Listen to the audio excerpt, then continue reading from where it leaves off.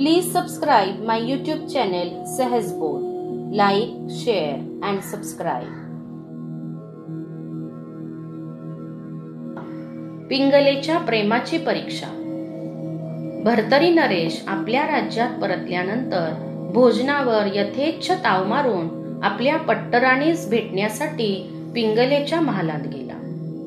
आपल्या जीवनसाथीस खूप दिवसांनी पाहिल्यानंतर तिचे डोळे भरून आले. तिने पळत जाऊन भर्तरीस मिठी मारली. भर्तरी पण प्रेमाश्रूमुळे गहिवरून आला. त्यानंतर त्या नवदाम्पत्याने रात्रभर गप्पा मारल्या. भर्तरीने अत्यंत प्रेमाने तिला आपल्या छातीशी घेतले आणि तो म्हणाला, हे प्रिये, तू सर्व राण्यांमध्ये मला फार आवडतेस. माझा खरा जीव तुझ्यावर आहे. ज्याप्रमाणे विष्णू अवतारधारी भगवान श्रीकृष्णाला रुक्मिणी जशी मिठाप्रमाणे प्रिय होती, त्याप्रमाणे तू मला फार आवडतेस. नंतर पिंगलेने राजाला एक तांबूल दिला आणि ती म्हणाली की हे स्वामी, ब्रह्मदेवाने आपल्या दोघांची गाठ बांधलेली आहे. आपण दोघांवर एकदम जास्त प्रमाणात प्रेम सुद्धा करत आहोत. पण मृत्यू हा सर्वांना अटळ असतो. त्यामुळे आपल्यावर मृत्यू केव्हा घाला घालेल काही सांगता येत नाही. त्यामुळे मला वाटते की जर यमाने आपल्यावर घाला घातला तर त्याने प्रथम मला उचलावे. असे झाल्यास मी फार आनंदित होईल. या बोलण्यावर भर्तरी म्हणाला, हे हृदय स्वामिनी, तू काहीही बोललीस तरी जन्म मृत्यू हा परमेश्वराच्याच हातामध्ये असतो. तू काहीही बोललीस तरी तो यम मुद्दाम उलटे घडवत असतो.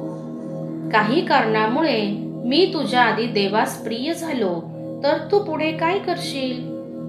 यावर पिंगला म्हणाली, हे प्राणनाथ, मला माझ्या नशिबी काय लिहिले आहे ते माहीत नाही.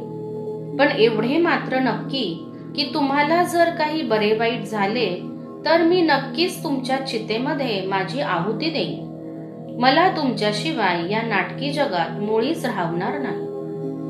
काही दिवसानंतर भर्तरी पुन्हा शिकारीसाठी अरण्यात गेला. तेव्हा पिंगला राणी आपल्याशी काय काय बोलली ते सर्व त्याला आठवू लागला. पिंगलेचे खरोखरच आपल्यावर जीवापाड प्रेम आहे का हे पाहण्यासाठी त्याच्या मनात पिंगलेची परीक्षा घेण्याचे आले. त्याने एक युक्ती केली. त्याने एका जिवंत हरणास ठार मारून त्याच्या लालबडक रक्ताने आपली वस्त्रे, आभूषणे, मुकुट सजवले.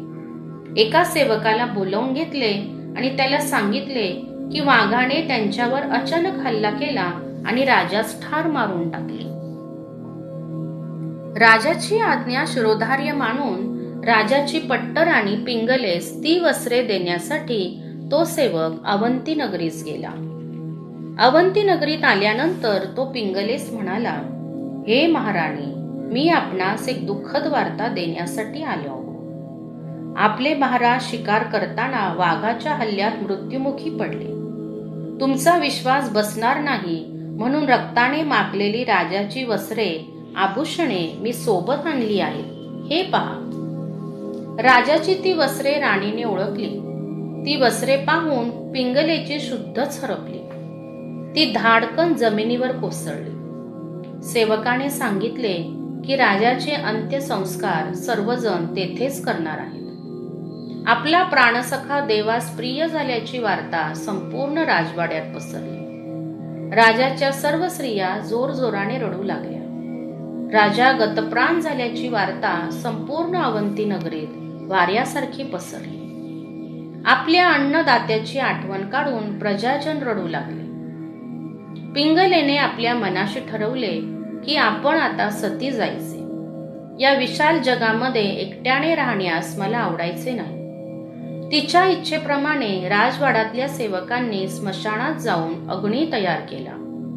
तिने मोठ्या प्रबळ इच्छेने आपल्या प्रिय नवऱ्याच्या प्रेमाखातर अग्नीमध्ये उडी घेतली. धन्य ती पिंगला सती, असा तिचा जय जयकार करत सर्वजण आपापल्या घरी निघून गेले. अजून आपला सेवक का परतला नाही या शंकेने भर्तरीचे मन व्यथित झाले. त्याच्या हृदयास कळाले की अवंती नगरीत नक्कीच काहीतरी अपप्रकार झालेला आहे. अवंती नगरीत त्याने स्वतः जाण्याचे ठरवले. भर्तरी आपल्या नगराच्या वेशीजवळ पुन्हा आला. त्याला वेशीजवळच्या सेवकाने पिंगला महाराणी सती गेल्याचे सांगितले. आपल्या गमतीमुळे आपल्या प्रिय राणीस प्राण गमवावे लागले हे कळल्यावर तो जोराने रडू लागला. त्याला समजेना की आपण कोठे आहोत. पाण्यातून बाहेर काढल्यावर माशाची जशी अवस्था होती तशी अवस्था भर्तरीनाथांची झाली होती. राजाने मनाशी निश्चय केला की ज्याप्रमाणे आपल्या अर्धांगिनीने चितेत उडी मारली त्याचप्रमाणे आपण सुद्धा चितेमध्ये उडी मारून अग्नीस प्राण अर्पण करायचे.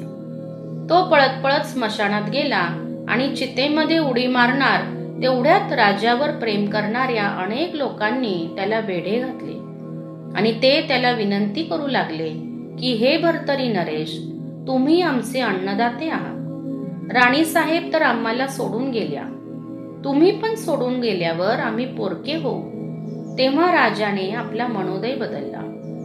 आपल्या लाडक्या महाराणीच्या आठवणी काढत भर्तरी तेथेच स्मशानात बसून राहिला. राजाला आपले अश्रू आवरेनात. अनेक जण त्याची समजूत काढू लागले, पण राजाचा दुःखावेग काही कमी होईना. तो तेथेच आपल्या कैलासवासी लाडक्या गोंडस पत्नीची आठवण काढत बसला होता. सर्वांनी त्याला समजावून सांगितले. शेवटी सर्वांना कंटाळा येऊन प्रत्येक जण आपल्या घरी परतू लागले. 1 दिवस 2 दिवस असे अनेक दिवस झाले, तरी पण भर्तरी काही तेथून हलला नाही. भर्तरीची प्रिय हृदय स्वामिनी पिंगला देवाला प्रिय झाल्याची बातमी भर्तरीच्या दूतांनी विक्रम राजास सांगितली. ही बातमी वार्यासारखी सत्यवर्मा शुभ विक्रम राजाला सुद्धा कळाली. विक्रम राजाने तडक भर्तरीच्या अवंती नगरीकडे प्रयाण केले. आपला सखा आल्यानंतर विक्रम राजास बिलगून भर्तरी रडू लागला. विक्रम राजाने त्याला राजवाड्यात चलण्यास सांगितले, पण भर्तरी ऐकण्यास तयार नव्हता. शेवटी विक्रम राजानेच पुढाकार घेऊन पिंगलेचे सर्व दिवस साजरे केले. 13व्या दिवशी सर्वांचे तोंड गोड केले. नंतर विक्रम आपल्या राज्यात निघून गेला. भर्तरी तेथेच बसून राहिला होता. अशी बघता बघता 12 वर्षे उलटून गेली. त्याने अन्न पाणी सोडून दिले होते. शरीर एकदम कृश झाले होते. डोळे एकदम खोल गेले होते. नुसता हाडांचा सापळा राहिला होता. आपल्या पुत्राची ही अत्यंत दयनीय अवस्था सूर्यनारायणास पाहवली नाही. त्याला फार वाईट वाटले. आपल्या मुलाची ही अवस्था पाहून सूर्यनारायण खाली आले. त्यांनी पण भर्तरीची समजूत काढून पाहिली, पण पालथ्या घड्यावर पाणी. शेवटी तो सूर्यनारायण दत्तात्रेयांकडे गेला आणि त्यांना त्याने आपल्या मनातील व्यथा सांगितली. त्यावर दत्तात्रय सूर्यास म्हणाले, हे वत्स, तू मुळीच काळजी करू नकोस. थोड्या दिवसांनी मच्छिंद्रनाथांचा यशवंत, वरदवंत, कीर्तिवंत गोरक्षनाथ नावाचा एक शिष्य आहे. तोच या सर्वांचे निवारण करेल. तू निश्चिंत मनाने आपल्या घरी जा. दत्तात्रयांचे हे समाधानकारक उत्तर ऐकून सूर्यनारायण आपल्या घरी परतले.